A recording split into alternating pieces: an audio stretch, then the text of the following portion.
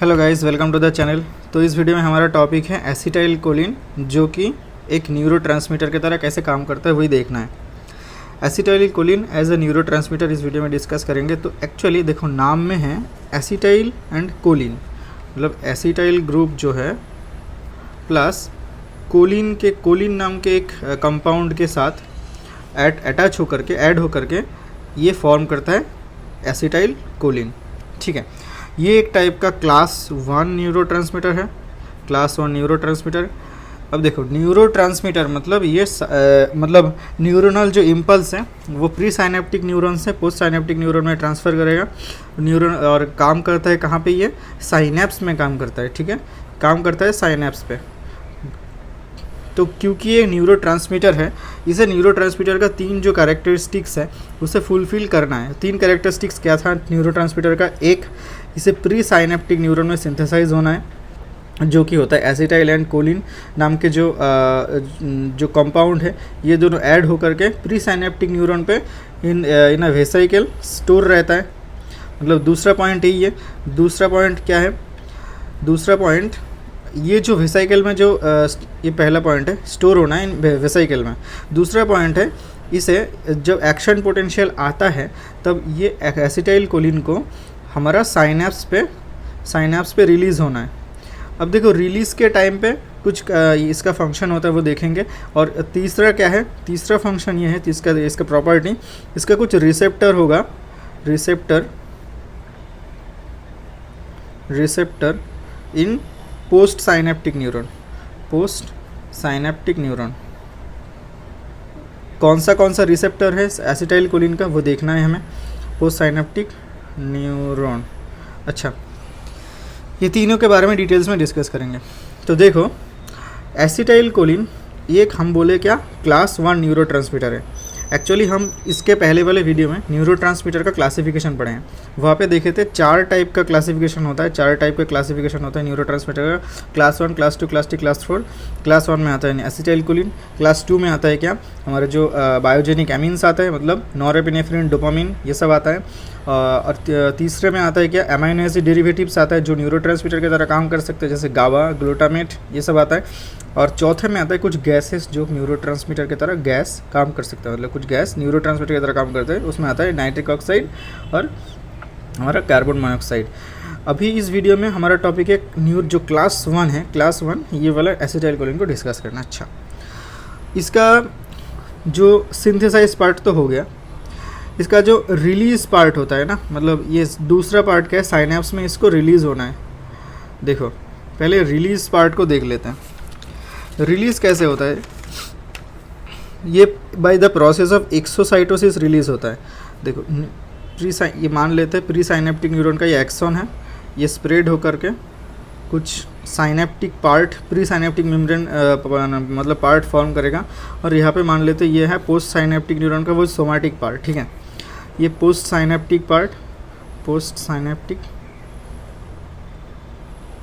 और ये है प्री साइनेप्टिक।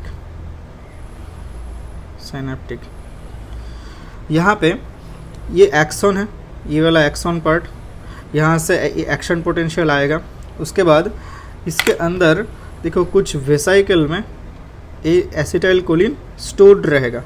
कुछ वेसिकल में एसिटाइल कोलिन स्टोर्ड रहेगा। इसको क्या करना है? इसको पहले एक प्रोसेस, इसका रिलीज प्रोसेस में क्या होता है, पहले इसको इसमें फ्यूज़ होना है, प्री साइनेप्टिक न्यूरॉन पे आना है। आने के बाद इसके साथ फ्यूज़ होगा। फ्यूज़ होने के बाद ये रिलीज़ करेगा इसका कंटेंट बाहर साइनेप्स में।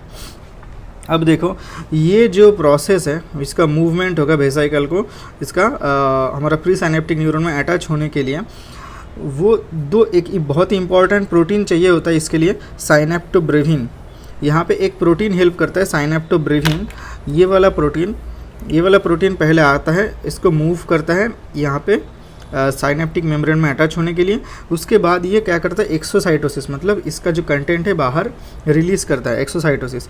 लेकिन एक बोटुलिनियम टॉक्सिन नाम के मतलब एक कंपाउंड होता है, वो क्या करता है, बोटुलिनियम टॉक्सिन एक टाइप का टॉक्सिन, जो क्या है, ये जो साइनेप्टोब्रेविन है इसको डिग्रेड करता है। मतलब इस प्रोसेस को, ये जो वेसिकल को इसमें अटैच होने नहीं देता है। तो क्या होगा, तो ये अगर अटैच ही नहीं होगा तो ये एसिटाइलकोलिन बाहर भी नहीं निकलेगा। अब बाहर नहीं निकलेगा उसके वजह से बहुत सारा प्रॉब्लम होगा। कैसे प्रॉब्लम होगा, तो इसके बाद हमें ये देखना है कि इसका फंक्शन क्या होता है एसिटाइलकोलिन का, ये रिलीज़ होने के बाद यहाँ पे क्या फंक्शन होता है, क्या काम करता है, ये इफेक्ट क्या डालता है एसिटाइलकोलिन। तो देखो न्यूरोमस्कुलर, इसका इफेक्ट बहुत सारे जगह पे हो सकता है। देखो एसिटाइलकोलिन जो है ये मेनली एक न्यूरोट्रांसमीटर फॉर पैरासिम्पैथेटिक सिस्टम में होता है, पैथेटिक नर्वस सिस्टम में होता है। और पैरासिम्पैथेटिक सिस्टम का काम यही होता है सब जगह सिक्रेशन इंक्रीज करना, मतलब कोई भी काज को एक्साइट करना, एक्साइटेशन पार्ट होता है, ठीक है, एक्साइटेशन पार्ट होता है। एक्सेप्ट हार्ट में क्या होता है, हार्ट में ये सप्रेस करता है, लाइक हार्ट रेट डिक्रीज़ करेगा, ऐसा हार्ट रेट डिक्रीज़ करेगा, कॉन्ट्रैक्टिलिटी डिक्रीज़ करेगा, ये सब करेगा। एक्सेप्ट हार्ट, बाकी सब जगह पे इसका स्टिमुलेटरी इफेक्ट होता है। तो क्या एसिटाइलकोलिन क्या जब न्यूरोमस्कुलर जंक्शन में काम कर सकता है, वहाँ पे क्या करेगा, मसल को कॉन्ट्रैक्ट करेगा, रिलैक्स नहीं करेगा, रिलैक्स करेगा सिंपैथेटिक, ठीक है, तो कॉन्ट्रैक्ट करेगा ये न्यूरोमस्कुलर जंक्शन पे एसिटाइलकोलिन। दूसरा ब्रेन में एक जगह है न्यूक्लियस बेसालिस ऑफ मेनहार्ट, ठीक है, हिप्पोकैम्पस में ही है वो, ये न्यूक्लियस बेसालिस ऑफ मेनहार्ट पे काम करके मेमोरी फंक्शन को इंक्रीज़ करेगा। हमारा मेमोरी फंक्शन इंक्रीज़ करने में हेल्प करता है कोलिनर्जिक न्यूरॉन्स, ठीक है, cholinergic neurons increases our memory. इसलिए देखना अल्जाइमर्स डिजीज़ जो है, अल्जाइमर्स डिजीज़, वहाँ पे क्या होता है कोलिनर्जिक न्यूरॉन्स का डेथ होता है, इसकी वजह से वहाँ पे मेमोरी लॉस होता है, ठीक है। तीसरा क्या है, स्लीप में पैरासिम्पैथेटिक नर्वस सिस्टम एक्टिव होगा तो हमारा मन शांत होगा, और वो मतलब एक्चुअली ऐसे होता है कि वो REM स्लीप को इंड्यूस करता है। REM स्लीप मतलब रैपिड आई मूवमेंट। स्लीप का दो फेज़ होता है, एक तो रैपिड आई मूवमेंट और एक NREM मतलब नॉन रैपिड आई मूवमेंट। ये दो फेज़ होता है, दो टाइप का स्लीप होता है। तो वहाँ पे रैपिड आई मूवमेंट वाला जो फेज़ है वो एसिटाइलकोलिन की वजह से वो इंड्यूस होता है। तीसरा क्या है, स्वेट ग्लैंड। देखो स्वेट ग्लैंड में एक टाइप का सिंपैथेटिक सप्लाई होता है। जब सिंपैथेटिक स्टिमुलस ज़्यादा हो जाता है तो हमारा स्वेट ग्लैंड में सिक्रेशन बढ़ जाता है, स्वेटिंग होता है। तो वो वहाँ पे सिर्फ एक ही एक्सेप्शन है, मैंने बोला क्या, ये neurotransmitter for parasympathetic nervous system सिर्फ एक ही जगह पे सिंपैथेटिक सिस्टम में काम करता है, वो है स्वेट ग्लैंड पे। स्वेट ग्लैंड पे एसिटाइलकोलिन इन सिंपैथेटिक नर्वस सिस्टम में काम करता है, जिसके काम करने की वजह से स्वेटिंग होगा। ये है हमारा फंक्शन एसिटाइलकोलिन अगर न्यूरोट्रांसमीटर की तरह काम करे तो अगर यहाँ पे बोटुलिनियम टॉक्सिन अगर साइनेप्टोब्रेविन को डिग्रेड कर देता है तो एसिटाइलकोलिन रिलीज़ नहीं होगा। अगर इसके लिए क्या होगा, मसल कॉन्ट्रैक्शन, जो मसल कॉन्ट्रैक्शन होता वो नहीं होगा, ये वाला पार्ट अगर नहीं होता है तो क्या होगा, देखो एसिटाइलकोलिन नो एसिटाइलकोलिन रिलीज तो क्या होगा, मसल अगर कॉन्ट्रैक्ट नहीं करेगा तो उससे पैरालाइज बोलते हैं, पैरालाइज्ड मसल, फ्लैसिड पैरालाइज होगा उसकी वजह से। ये कहाँ पे काम आता है, ये काम आता है कुछ डिजीज़ के ट्रीटमेंट में जहाँ पे सस्टेन्ड कॉन्ट्रैक्शन रहता है, लाइक एक्लेसिया कार्डिया अपर GIT मसल में, कार्डिया यहाँ पे अपर GIT मसल में कॉन्ट्रैक्शन रहता है, स्पैज़म होता है, कॉन्ट्रैक्शन नहीं स्पैज़म, मतलब सस्टेन्ड कॉन्ट्रैक्शन स्पैज़म बोलते हैं।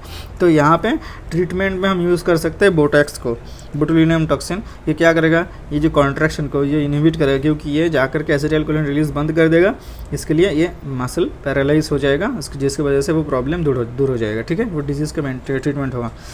तो ऐसे ये बोटुलिनियम टॉक्सिन का ये हम रिलीज़ में कुछ ऐसे मतलब ऐसे ड्रग फॉर्म में ऐसे यूज़ कर सकते हैं एसिटाइलकोलिन का रिलीज़ में। अब तीसरा क्या आता है, एसिटाइलकोलिन तो यहाँ पे आ गया, ये आकर के यहाँ पे रिसेप्टर में काम करेगा। तो देख लेते हैं एसिटाइलकोलिन का रिसेप्टर क्या क्या होता है। रिसेप्टर मेनली एसिटाइलकोलिन का दो टाइप के हो सकते हैं। एक होता है मस्करिनिक रिसेप्टर, मस्करिनिक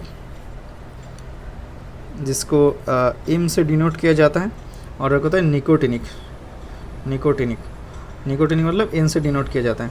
मस्करिनिक का फिर 5 सब टाइप है, 5 क्लास सब टाइप है, M1, M2, M3, M4 और M5, जिनमें से M1, M2, M3 सबसे ज़्यादा कॉमन है, सबसे ज़्यादा जगहों पे प्रेजेंट रहता है। M4, M5 बहुत कम जगह पे प्रेजेंट है।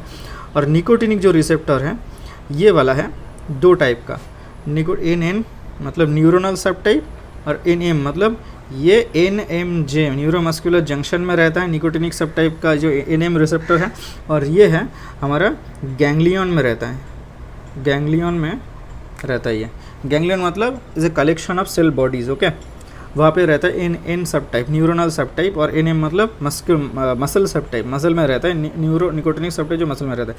अब देखो ये दो सब टाइप क्या फ़र्क है इन दोनों में, निकोटिनिक मस्करिनिक में। ये जो है ये सब GPCR रिसेप्टर है, मतलब G प्रोटीन कपल्ड रिसेप्टर है मस्करिनिक सब टाइप, और निकोटिनिक ये है आयन चैनल सब टाइप। तो ये कुछ टाइप का रिसेप्टर होता है एसिटाइलकोलिन का, और एक्चुअली एसिटाइलकोलिन का बस मतलब ये बहुत ही इंपॉर्टेंट सब इसमें क्लास 1 कैटेगरी में रखा जाता है इसको, बहुत इंपॉर्टेंट पैरासिम्पैथेटिक न्यूरोट्रांसमीटर है जो इस वीडियो में हम डिस्कस किए। तो इस वीडियो में इतना ही था, मिलते हैं नेक्स्ट वीडियो में, टिल देन गुड बाय।